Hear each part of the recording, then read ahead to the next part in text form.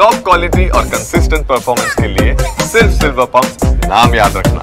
ಕಾಶ್ಮೀರದ ಪಹಲ್ಗಾಮ್ನಲ್ಲಿ ಉಗ್ರರ ನರಮೇಧಕ್ಕೆ ಕನ್ನಡಿಗರು ಸೇರಿದಂತೆ 16 ಜನ ಪ್ರಾಣ ಬಿಟ್ಟಿದ್ದಾರೆ. ಇದೀಗ ಕರುನಾಡು ತಲುಪಿದೆ 2 ಕನ್ನಡಿಗರ ಮೃತದೇಹ. ಶಿವಮೊಗ್ಗದತ್ತ ಸಾಗಿಸಲಾಗ್ತಾ ಇದೆ ಮಂಜುನಾಥ್ ಅವರ ಮೃತದೇಹವನ್ನ. ಸದ್ಯ ಹಿರಿಯೂರು ದಾಟಿದೆ ಮಂಜುನಾಥ್ ಮೃತದೇಹ ಅನ್ನೋದು ಗೊತ್ತಾಗ್ತಾ ಇದೆ. ಇನ್ನು ಮತ್ತಿಕೆರೆಯ ನಿವಾಸದಲ್ಲಿ ಭರತ್ ಅಂತಿಮ ದರ್ಶನಕ್ಕೆ ವ್ಯವಸ್ಥೆಗಳಾಗಿದೆ.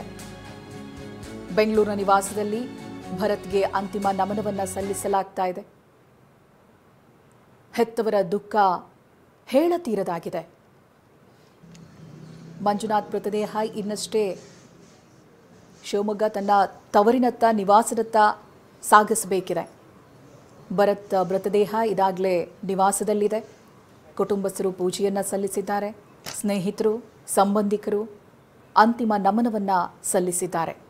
ದೃಶ್ಯದಲ್ಲಿ ಗಮನಿಸ್ತಾ ಇದ್ದೀರಲ್ಲ, ತಾಯಿಗೆ ಈ ವಿಚಾರವೇ ಗೊತ್ತಿರಲಿಲ್ಲ. ಕಾರಣ ಅವರಿಗೂ ಕೂಡ ಅನಾರೋಗ್ಯ ಕಾಡ್ತಾ ಇತ್ತು, ಸಮಸ್ಯೆ ಇತ್ತು ಆರೋಗ್ಯದಲ್ಲಿ.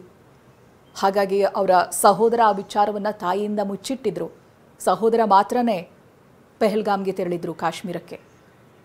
ಇದೀಗ ತಾಯಿಗೆ ವಿಚಾರ ಗೊತ್ತಾಗ್ತಾ ಇದ್ದ ಹಾಗೆ ಬಿಕ್ಕಿ ಬಿಕ್ಕಿ ಅತ್ತಿದ್ದಾರೆ. ಇತ್ತೀಚೆಗಷ್ಟೇ ಹೃದಯ ಸಂಬಂಧಿ ಸಮಸ್ಯೆಯಿಂದ ಆಸ್ಪತ್ರೆಗೆ ದಾಖಲಾಗಿ ಇತ್ತೀಚೆಗಷ್ಟೇ ಡಿಸ್ಚಾರ್ಜ್ ಆಗಿರುವಂಥ ತಾಯಿ ನೋವನ್ನು ಹೇಗೆ ಸಹಿಸಿಕೊಳ್ಳೋದಕ್ಕೆ ಸಾಧ್ಯ?